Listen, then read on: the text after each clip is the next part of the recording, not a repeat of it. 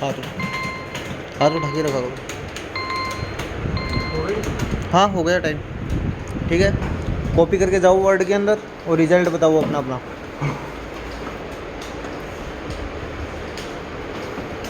Copy करो कैसे? हाँ वर्ड में जाओ। कितने की स्ट्रोक हुए? 2583। 2583।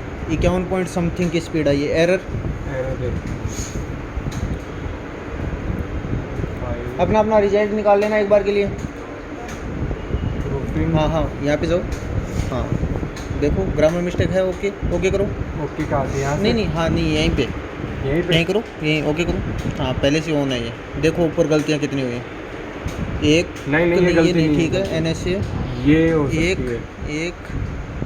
है। एक गलती और 51 पॉइंट समथिंग की स्पीड, मतलब 25 में से 25 आ रहे हैं आपके।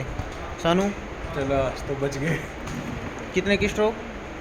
2598, मतलब 51 पॉइंट समथिंग की आपकी आ रही है। ठीक है बताओ। 4 गलतियाँ ठीक है। 47 पॉइंट समथिंग पे रह गई। हाँ बताओ। 2900 58 पॉइंट समथिंग। क्या बात है। कितनी एरर? 7। फिर भी 25 में से 25 है। बहुत बढ़िया आरती। हाँ आपका 40 की ठीक है। एरर दिखा ना, 1 मिनट। चलो ठीक है। 3